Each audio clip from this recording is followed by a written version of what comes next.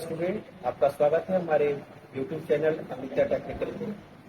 आज हम लोग पिछली वीडियो में रेजिस्टेंस के बारे में हम लोग कंप्लीट कर चुके थे, कुछ नॉमेरिकल्स पार्ट। आज कुछ स्टूडेंट्स का डिमांड था कि कैपेसिटर का सर एक वीडियो डाला जाए, तो आज हम लोग नए टॉपिक कैपेसिटर को लेकर चल रहे हैं आगे। अब हम लोग कैपेसिटर में जो अगला वीडियो बनेगा उस पर हम लोग बाद में चर्चा करेंगे। तत्काल हम लोग जो नॉमेरिकल से संबंधित नहीं, पहले हम लोग कैपेसिटर के बारे में जान लेते हैं कि कैपेसिटर होता क्या है।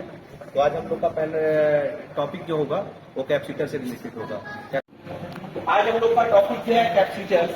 तो कैपेसिटर में कैपेसिटर को हम लोग कैपेसिटर या कंडेंसर दोनों सेम एक ही कैपेसिटर को भी कंडेंसर कहें या कैपेसिटर कहें, वो था सेम। कैपेसिटर जो है वो चालक प्लेट को किसी अचालक प्लेट के द्वारा जब अलग कर दिया जाता है तो कैपेसिटर का निर्माण होता है। कैपेसिटर एक वैसी युक्ति है जो अपने अंदर चार्ज के रूप में ऑब्जॉर्व करती है वोल्टेज, और एसी को ये पास करती है डीसी को चार्ज के रूप में अपने प्लेट में ऑब्जॉर्व करती है। तो इसमें हम लोग इसके डिफिनेशन की जहां तक बात कर दी जाए तो इसमें पूछा जाता है कि अगर इसको हम लोग दूसरे शब्द में पढ़ें तो एक चीज ध्यान रखेंगे कि वैसी युक्ति जो वोल्टेज मान परिवर्तनों का विरोध करती है तो उसको हम लोग क्या कहते हैं, कैपेसिटेंस।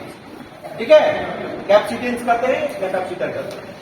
ये जो कैपेसिटर है इसमें हम लोग इसको मेजर जब करते हैं, इसको सूचित करने के लिए तो हम लोग सीधे इसको डिनोट करते हैं और फैराड में मापते हैं। लेकिन ये जो है आपका आवेश, इसमें जो चार्ज होता है उसको हम लोग कूलाम में, इसको हम लोग वोल्टेज के अकॉर्डिंग कूलाम में रखते हैं। जैसे Q इक्वल टू होता है C इंटू V। Q जहां आवेश होता है और C और V, C कैपेसिटेंस हो गया और V जो है वोल्टेज हो गया। ठीक है, तो ये आपका ये कैपेसिटर का इनिशियल टॉपिक है कि तो आवेश को हम लोग को निकालने के लिए क्या फॉर्मूला यूज करना होगा। तो Q इक्वल टू होता है C इंटू V, जहां C क्या होता है कैपेसिटेंस और V क्या होता है वोल्टेज। अब हम लोग कैपेसिटर में जो फैराड होती है वो सबसे बड़ी यूनिट होती है। इस यूनिट से छोटे छोटे यूनिटों का हम लोग प्रयोग करते हैं, जिसमें माइक्रोफैराड, पिकोफैराड। माइक्रोफैराड को हम लोग लिखते हैं 10⁻⁻⁶ और पिकोफैराड को लिखते हैं 10⁻⁻²। ठीक है, तो इसमें एक फैराड जो होती है, एक बड़ी इकाई जो होती है, उसके हिसाब से हम लोग चल करके अभी स्टडी कर लिए कि ये होता क्या है और हम लोग पिकोफैराड को कैसे लिखेंगे और माइक्रोफैराड को कैसे लिखेंगे। इसमें अब आती है बात कैपेसिटिव रिएक्टेंस। इसमें हम लोग जब नेक्स्ट इसी का टॉपिक पढ़ते हैं तो इसमें आता है कैपेसिटिव रिएक्टेंस।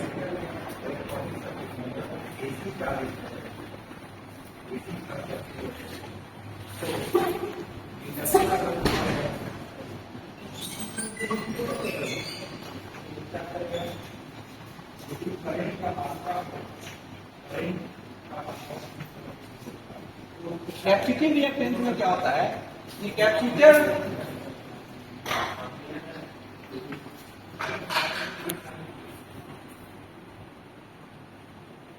तो हम लोग देखते हैं कैपेसिटिव रिएक्टेंस। कैपेसिटिव रिएक्टेंस में क्या होता है कि एसी प्रवाह के लिए कैपेसिटर के द्वारा जो विरोध किया जाता है उसी को हम लोग कैपेसिटिव रिएक्टेंस करते हैं।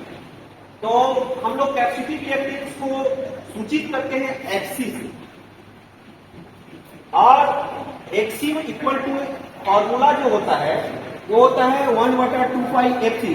इसका मतलब होता है कि कैपेसिटिव रिएक्टेंस में जो है आपका मान जो कैपेसिटेंस का होता है वो फ्रीक्वेंसी के व्युत्क्रमानुपाती होता है। जो कैपेसिटेंस का मान होता है वो क्या होता है, फ्रीक्वेंसी के व्युत्क्रमानुपाती होता है। अर्थात एक्सी इक्वल टू होता है 1/2πfc। 1/2πfc, जहां एक्सी होता है कैपेसिटिव रिएक्टेंस, एफ होता है फ्रीक्वेंसी हर्ट्ज में, और सी होता है आपका कैपेसिटेंस फैराड। ये होता है। ठीक है, तो आज हम लोग इस वीडियो में इतना ही तक स्टडी करेंगे। नेक्स्ट वीडियो में हम लोग इसके नॉमेरिकल का आगे वाले पार्ट में स्टडी करेंगे। अब जो है आज हम लोग इस टॉपिक को लास्ट करते हैं, फिर इसके आगे वाले टॉपिक पे हम लोग कैपेसिटर का ही नेक्स्ट टॉपिक पे मिलेंगे। और अगर ये वीडियो आप लोग को अच्छा लगे तो हमारे चैनल को लाइक, सब्सक्राइब और शेयर करना ना भूलें।